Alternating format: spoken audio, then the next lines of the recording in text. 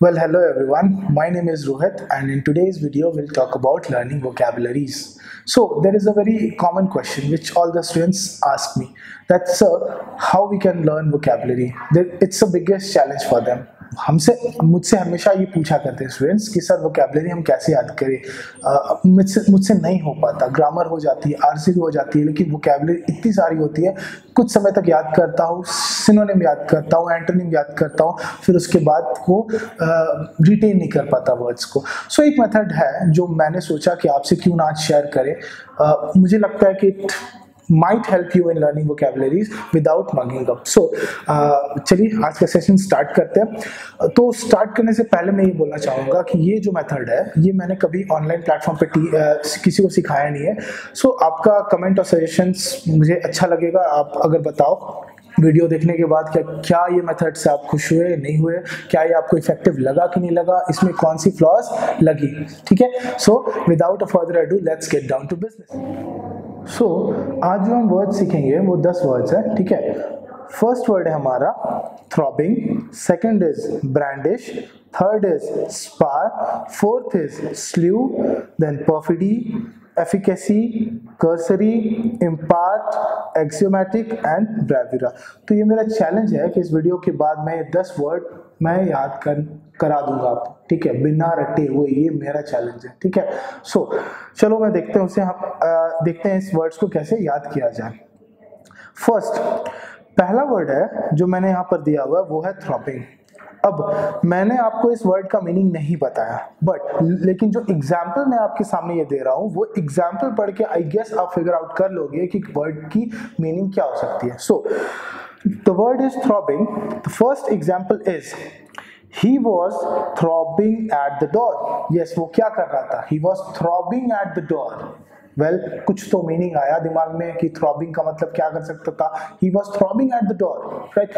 वह दरवाजे पे थ्रॉब कर रहा था। अब दरवाजे पे थ्रॉब करने का मीनिंग क्या हुआ? आपको मैंने आंसर नहीं बताया, बट मुझे लगता है कि आपने गेस किया होगा। Throb means knock. Let's see the second example. His heart throbbed when he saw the famous star walking toward him. His heart throbbed when he saw the famous star walking towards him. उसका heart throb किया। Throb means what? To beat, you can say. So throb को आप कैसे समझ सकते हो? Throb, दरवाजे को मैंने throb किया, knock, heart throb हुआ, beat. So throb का जो सबसे basic meaning था, जिसके बारे में आप जानते थे, जो 2 वर्ड्स कॉमन आपके दिमाग में आए होंगे, वो था एक नॉकिंग और एक बीटिंग। मैंने आपको आंसर नहीं बताया, आंसर आपको सेंटेंस के कॉन्टेक्स्ट से मिला, ठीक है। तो कोई भी वोकैबुलरी याद करने का सबसे बेस्ट तरीका मेरे हिसाब से सबसे सिंपल फॉर्म में सेंटेंस को लिख के उसके कॉन्टेक्स्ट से सेंटेंस के वर्ड्स के मीनिंग को समझना हुआ, ठीक है। तो पहला मीनिंग हमने देखा, थ्रॉबिंग का मतलब क्या निकला? To beat, to knock. अगर आप सेंटेंस भूल जाओ, अगर कल को आपसे कोई पूछे थ्रॉब मीन्स क्या, आपने बोला ना पढ़ा था, तो आपको सिनोनिम और एंटोनिम नहीं याद करना। उसमें आपको ये नहीं सोचना कि मैंने कितना सिनोनिम कितना एंटोनिम याद किया। बस आप एक दरवाजे या हार्ट बीट के सेंस में अगर आपने याद रखा, एक फिल्म स्टार के सेंस में याद रखा, तो ये वर्ड का मीनिंग आपको याद रहा। वो दरवाजे पे थ्रॉब कर रहा था, क्या कर रहा था? बीट कर रहा था, नॉक कर रहा था, ठीक है। चलो let's see the next word. Next word is brandish. Brandish, yes, brandish. Well, अगर आपको इस वर्ड का मीनिंग नहीं याद है तो फिर इसे भी सीखते हैं एक बहुत ही सिंपल फॉर्म में, ठीक है। Right, he is brandishing his gun in public. वो अपना गन पब्लिक में ब्रांडिश कर रहा था। अब वो पब्लिक में गन क्या कर रहा था? ब्रांडिश कर रहा था। वो भीड़ में अपना गन ब्रांडिश कर रहा था, ठीक है। एक और एग्जांपल देख लेते हैं, थोड़ा सा और क्लियर हो जाएगा। He brandished his expensive car to impress everyone.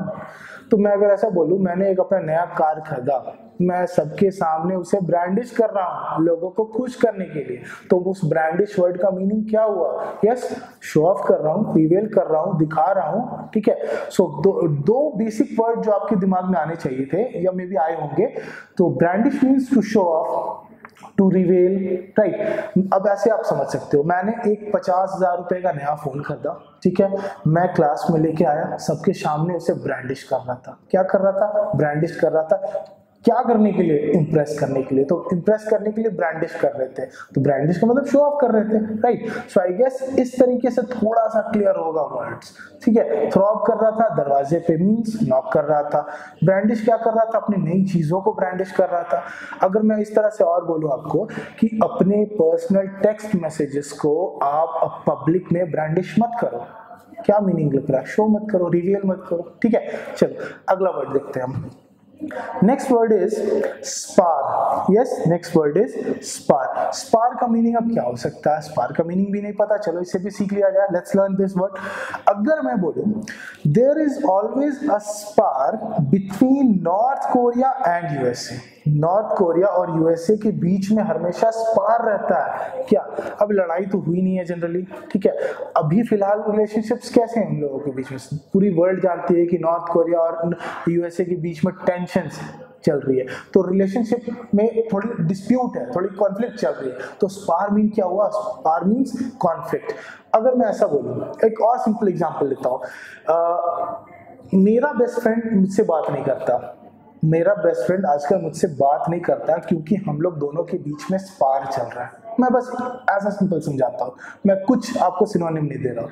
मेरा बेस्ट फ्रेंड मुझसे बात नहीं करता क्योंकि मेरे और उसके बीच में स्पार चल रहा है। मीन्स क्या? कॉन्फ्लिक्ट चल रहा है, डिस्प्यूट चल रहा है। आप इस तरह से याद कर सकते हो, ठीक है। तो आपको इस वीडियो के में जितने भी वर्ड्स मैंने दिया उससे सबसे क्लोज रिलेटेड वर्ड जो आपको लगे आप कमेंट करो और बताओ कि क्या ये मेथड इफेक्टिव है कि नहीं, ठीक है। चलो let's see the next word. Next word is sleeve. Yes, next word is sleeve. अब इस वर्ड को याद करने का एग्जांपल जो हमने लिया, अगर मैं बोलूं जैसे कि दशहरे में लोगों का स्लीव था, right. There was a slew of people in Dussehra. या अगर मैं दूसरा एग्जांपल दूं तो मैं बोलूं कि गणपति पूजा के समय महाराष्ट्र में लोगों का स्लीव हो जाता है रोड्स पे। गणपति पूजा में महाराष्ट्र में लोगों का स्लीव हो जाता है रोड्स पे। तो स्लीव मीन्स क्या? क्राउड, भीड़, राइट, गैदरिंग, क्राउड, इस टाइप से वर्ड आप इसको समझ सकते हैं। सो हिंदी में भी मैंने एग्जांपल दिया है ताकि उन स्टूडेंट्स को जिनको थोड़ा जिनकी इंग्लिश वीक है, जो इंग्लिश पढ़ने में थोड़ा जिन्हें दिक्कत होती है, वो हिंदी एग्जांपल्स को भी पढ़ सकते हैं, राइट। सो दशहरा में लोगों का स्लीव था। Sleeve means what? Sleeve means भीड़, क्राउड, राइट। चलो नेक्स्ट वर्ड देखता हूं। नेक्स्ट वर्ड है परफीडी। नेक्स्ट वर्ड है परफीडी। परफीडी, अब ये वर्ड थोड़ा कॉम्प्लेक्स लग रहा होगा, इसे भी याद करते हैं बहुत ही सिंपल वे में, ठीक है। चलो मैं अगर बोलूं do your business with loyalty, अपना बिजनेस करो किस तरीके से? Loyalty, not with perfidy. मतलब लॉयल्टी के साथ करो, लॉयल्टी से करो, परफीडी के साथ मत करो। तो एक आपका जो लॉयल्टी है ये पॉजिटिव मीनिंग बता रहा है और ये जो परफीडी है ये नेगेटिव मीनिंग बता रहा है। तो आप ऐसे बोल सकते हो कि अपना बिजनेस ईमानदारी से करो, परफीडी के साथ नहीं। तो परफीडी का बेसिक मीनिंग कोई बच्चा भी बता देगा। परफीडी का मतलब बेईमानी, ठीक है। एक चीटिंग वे में मत अपना बिजनेस करो, ठीक है। इसको अगर और सिंपल वे में मैं समझाना चाहूँ तो मैं ऐसे बोल सकता हूँ, अपना पढ़ाई लॉयल्टी से करो, पंचुअली करो, परफीडी के साथ मत करो। मतलब क्या? सीरियस होके करो, कैजुअल तरीके में मत करो। तो ये परफीडी क्या था? बस आप सेंटेंस आपने पढ़ा, आपको मीनिंग याद आ गया। Let's go to the next word. Next word is efficacy. Next word is efficacy. अब अगर मैं बोलूं if you have the efficacy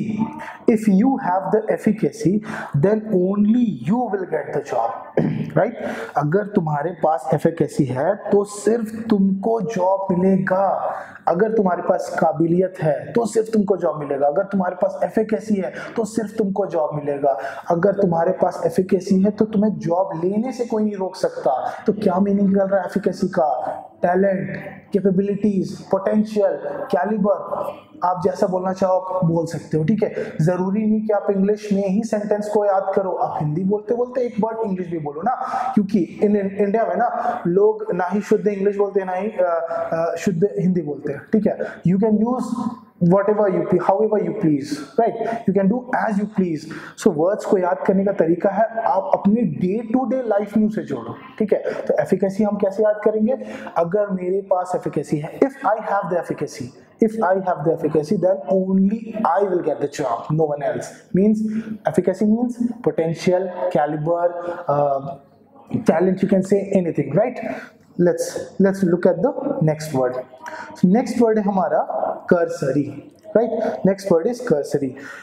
If I say count your money properly, not cursorily. Count your money properly, not cursorily. मतलब अपना पैसा सही तरीके से गिनो, कर्सरी तरीके से नहीं, मतलब सही तरीका. Count your money the right way, not the wrong way. तो कर्सरी आप बोल सकते हो कैजुअल तरीके में से, रॉन्ग तरीके से. सो ये मीनिंग, ये जो वर्ड है आपको एक नेगेटिव मीनिंग सेंटेंस में दे रहा है, ठीक है. सो यू कैन से बोल सकते हो आपको, आप इसको कॉमन सेंटेंस किसी और सेंटेंस में भी जोड़ सकते हो. जैसे आप उसको बोल सकते हो कि पढ़ाई प्रॉपरली करो, कर्सरीली नहीं, ठीक है. सीरियस होके करो, कर्सरीली मत करो, मतलब कैजुअल तरीके में मत करो. अब वर्ड्स आपको खुद पे खुद आ रहे होंगे, आप देख रहे होंगे कि सेंटेंस मैंने इतने सिंपल फॉर्म में बताया ना, इतने सिंपल में कि कोई बच्चा भी एग्जाम्पल से वर्ड्स को सीख जाएगा बिना मगअप किए हुए. चलो let's see the next word. Next word है impart. Next word is impart. So impart के बारे में अगर मैं बोलूं तो लेट्स एग्जाम्पल से हम सीखते हैं. Salt imparts taste in food. Salt imparts taste in food. नमक खाने में स्वाद इम्पार्ट करता है, नमक खाने में स्वाद प्रदान करता है, देता है. सो सॉल्ट क्या करता है? सॉल्ट टेस्ट इम्पार्ट करता है. सो इम्पार्ट मीन्स देना, render, give, you can say, right. इसको एक और एग्जांपल से समझता हूं, ठीक है. Teacher imparts knowledge in class. Teacher क्या करता है? Imparts knowledge in class. Teacher क्या करता है? नॉलेज क्लास में देता है, प्रदान करता है, ठीक है. सो टीचर, हमारे टीचर, इवन मेरा जॉब क्या है? I impart knowledge. सॉल्ट क्या करता है? Impart taste, imparts taste, right. तो आप इसको समझो. मुझे लगता है कि इस एग्जाम्पल से समझ में एटलीस्ट आया होगा कि वो क्या इन सब वर्ड्स का मीनिंग क्या जा रहा है, ठीक है. फिर से रिपीट करता हूँ. सॉल्ट क्या करता है? टेस्ट इम्पार्ट करता है, देता है. टीचर क्या करते हैं? नॉलेज इम्पार्ट करते हैं. क्या करते हैं? देते हैं. बस अगर कल को इम्पार्ट का मीनिंग आप भूल भी जाओ, ठीक है, आप सॉल्ट याद रखोगे, आप टीचर याद रखोगे, नॉलेज याद रखोगे, इन सब टाइप का कीवर्ड्स अगर याद होगा ना, तो वर्ड के मीनिंग कहीं ना कहीं आपके दिमाग में आ जाएगी. आप एग्जाम में अगर बैठोगे ना, तो आप ये नहीं सोचोगे कि मैंने कितना इसका सिनोनिम याद किया, कितना एंटोनिम याद किया. अपनी नॉलेज, आप एक कॉमन सेंस यूज करोगे, सेंटेंस का कॉन्टेक्स्ट पढ़ोगे, तो फिर समझोगे कि सेंटेंस की, आई मीन ये वर्ड्स की मीनिंग क्या होती है, ठीक है. चलो let's see the next word. Next word is axiomatic. Next word is axiomatic. Let's, ये एक्सियोमैटिक पढ़ने में थोड़ा सा कॉम्प्लेक्स लग रहा है, वर्ड भी थोड़ा सा कॉम्प्लेक्स हो सकता है, लेकिन इसे भी सिंपलेस्ट फॉर्म में सीखते हैं, ठीक है. अगर मैं बोलूं, it is axiomatic that exercise is good for health. It is axiomatic that exercise is good for health, ठीक है. ये एक्सियोमैटिक है कि एक्सरसाइज शरीर के लिए अच्छा है. अब क्या निकला मीनिंग? ये एक्सियोमैटिक है कि शरीर एक्सरसाइज करोगे तो फिट रहोगे. तो एक्सियोमैटिक क्या? फैक्ट है, ट्रूथ है, रियलिटी है, ठीक है. तो ये मीनिंग निकलनी चाहिए आपके अंदर से, ठीक है. अगर इसे दूसरे तरीके से समझा जाए तो मैं बोल सकता हूँ कि it is axiomatic that 8 glass पानी दिन में पीना शरीर के लिए अच्छा है, ठीक है. ये एक और एग्जांपल देता हूँ. ये एक्सियोमैटिक है कि आप मेहनत करोगे तो पास करोगे. ये एक्सियोमैटिक है कि जितना ज्यादा मेहनत करोगे उतना ज्यादा नंबर आए. मतलब फैक्ट है, प्रूव है. तो इसको basic day to day life में जोड़ो वर्ड्स को, तो जाके थोड़ा सा ज्यादा समझ में आएगा, right. Next, let's look at our last word. So last word is breviary. It is, excuse me, it is bravura. So bravura का मतलब क्या हो सकता है? चलो एग्जाम्पल से सीखते हैं. It was such a bravura performance. It was such a bravura performance that everyone praised it. ये एक ऐसा ब्रेवियरा परफॉर्मेंस था जिसकी तारीफ सारे लोगों ने की. ये एक ऐसा ब्रेवियरा परफॉर्मेंस था जिसकी तारीफ सारे लोगों ने की. अब इसका सेंस क्या निकल रहा है? अब इसका सेंस निकलना चाहिए आउटस्टैंडिंग, एक्सेप्शनल, ग्रेट.